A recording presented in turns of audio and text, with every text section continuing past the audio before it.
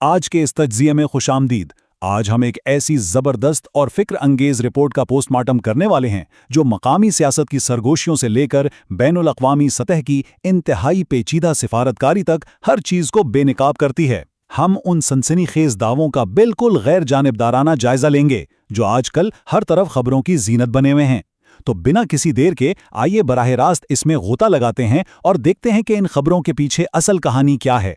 आज की इस गुफ्तगू में 4 अहम बातें होंगी: मुल्की सियासत और नवाज शरीफ, माशी बहरान और अवाम की मुश्किलात, इस्लामाबाद की सियासी अफवाहें और आखिर में ईरान, अमेरिका और पाकिस्तान की सिफारती कशमकश। पहला हिस्सा, मुल्की सियासत और नवाज शरीफ के हवाले से गर्दिश करने वाली इंतहाई मुतज़ाद खबरें। अब जरा गौर कीजिए, इस वक्त मार्केट में 3 बिल्कुल ही मुख्तलिफ दावे चल रहे हैं। पहला दावा, कहा जा रहा है कि वो अमली तौर पर सियासत से मुकम्मल आउट हो चुके हैं। रिपोर्ट के मुताबिक गोया वो किसी आलमे जज्ब में हैं। फिर नजम सेठी साहब की रिपोर्ट आती है जिसके मुताबिक वो अवाम के गुस्से और इस होशरुबा महंगाई से शदीद परेशान हैं। उन्हें अंदाज़ा हो गया है कि अवाम कितने तपे हुए हैं। और फिर तीसरा दावा ये सामने आता है कि वो तो मुसलसल हुकूमत को मशवरे दे रहे हैं कि भाई अवाम पर कम से कम बोझ डालो। अब आप खुद सोचिए, ये तीनों बातें एक दूसरे से कितनी मुख्तलिफ तस्वीर पेश कर रही हैं। और इसी बात को मज़ीद गहराई से समझने के लिए रिपोर्ट में एक बड़ी दिलचस्प बल्कि थोड़ी तंज़िया मिसाल दी गई है। दावा यह है कि उनकी सियासत से लाताल्लुकी इस हद तक बढ़ चुकी है कि जब उनसे कोई मौजूदा हालात या उनकी अपनी सेहत पर भी इंतहाई संजीदा सवालात पूछ ले तो उनका जवाब सुनकर इंसान दंग रह जाता है। वो जवाब क्या है? ज़बरदस्त। जी हाँ, बस यही एक लफ्ज़। रिपोर्ट बताती है कि जब उनसे पूछा जाए, सुना है 28वीं तरमीम आ रही है, तो जवाब मिलता है ज़बरदस्त। कहा जाए कि वो तरमीम तो वापस हो गई है, जवाब मिलता है ज़बरदस्त। यहाँ तक कि अगर उनसे उनकी सेहत का पूछा जाए तब भी वो मुस्कुराकर यही एक लफ्ज़ कह देते हैं। ये मिसाल बड़ी शानदार तरीके से दिखाती है कि वो किस तरह हर सवाल को बिल्कुल हल्का ले रहे हैं या बस बातों को हवा में उड़ा रहे हैं।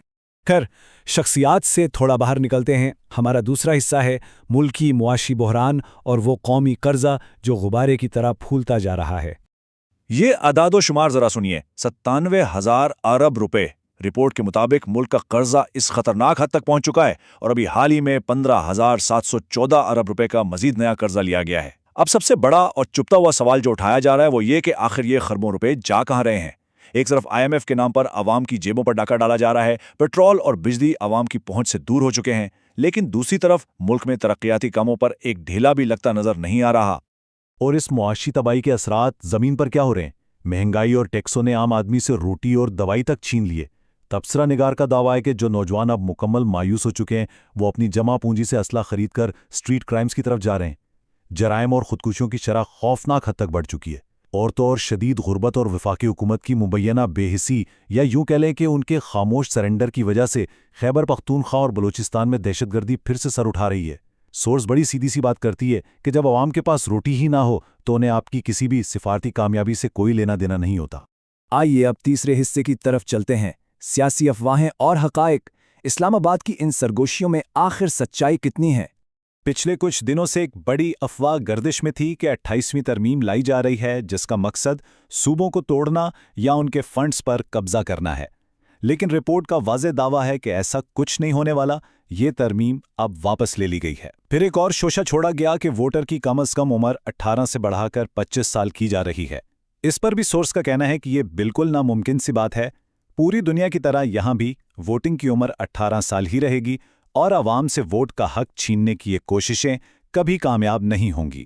इन्हीं अफवाहों में एक सबसे सनसनीखेज खबर ये उड़ाई गई कि आर्मी चीफ को फील्ड मार्शल बनाकर ताहयात सदर बनाने की तजवीज़ है।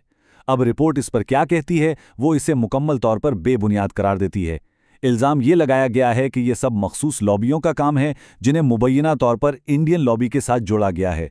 दावा किया जा रहा है कि कमर दिलशाद जैसी शख्सियतों को सिर्फ और सिर्फ मुल्क में इंतशार फैलाने के लिए आगे लाया गया है, बिल्कुल वैसी ही बेबुनियाद बातों की तरह जैसी माजी में फैसल वावड़ा की जानिब से की गई थीं और बाद में गलत साबित हुईं। और आखिर में हमारा चौथा और इंतहाई अहम हिस्सा, ईरान, अमेरिका और पाकिस्तान का सिफारती ट्रायंगल। यहाँ हमें 2 बिल्कुल ही उल्ट बयाने देखने को मिलते हैं। एक तरफ अमेरिकी वेबसाइट एक्सियोस की रिपोर्ट है जो ये दावा करती है कि अमेरिका ईरान के मौजूदा रवैये और उनके बेमानी जवाबात से इतना तंग आ चुका है कि अब वो सीधा बमों के जरिए मुज़ाकरात करने की तैयारी कर रहा है। امریکہ اسرائیل اردن اور خطے میں اپنا جدید ترین اسلحہ جمع کر رہا ہے تاکہ ایرانی لیڈرشپ کو ٹارگٹ کر سکے، لیکن دوسری طرف ایران مسلسل ان تمام خبروں کی تردید کر رہا ہے۔ مثال کے طور پر مجتبیٰ خامنہئی کے شدید زخمی ہونے کی خبروں کو ایران نے سرے سے مسترد کر دیا ہے اور انہیں محض معمولی چوٹیں قرار دیا ہے۔ اب اس رپورٹ نے اس پوری عالمی سفارتکاری کو دھوکے کا ایک چکر قرار دیا ہے۔ ہوتا کچھ یوں ہے، پہلے امریکہ حملے کی کھلی دھمکی دیتا ہے، اس پر ایران پاکستان کے ذریعے رابطہ کرتا ہے اور مبینہ طور پر یورینیم کی حوالگی اور آبنائے ہرمز کھولنے جیسی کڑی شرائط ماننے کی حامی بھر لیتا ہے۔ پاکستان یہ پیغام امریکہ تک پہنچاتا ہے اور ڈونلڈ ٹرمپ سمیت امریکی لیڈرشپ فوراً اعلان کر دیتی ہے کہ بھائی بڑی زبردست ڈیل ہونے والی ہے، لیکن ٹھیک اگلے ہی دن ایرانی حکام پبلک میں آ کر ان تمام باتوں سے مکر جاتے ہیں، اور یوں دھمکی، یقین دہانی اور پھر انکار کا یہ چکر چلتا رہتا ہے، جس میں پاکستان بطور ثالث خواہ مخواہ خوار ہو رہا ہے۔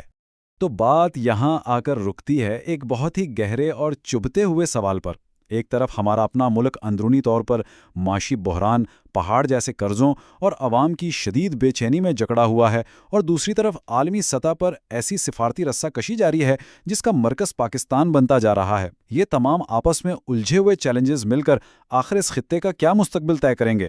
کیا ہم حالات کو بہتری کی طرف لے جا پائیں گے یا کسی نئے اور خوفناک بحران میں پھنس جائیں گے؟ یہ وہ سوال ہے جس پر ہم سب کو سنجیدگی سے سوچنا ہوگا۔ آج کے اس تجزیے میں ہمارے ساتھ رہنے کا بہت شکریہ۔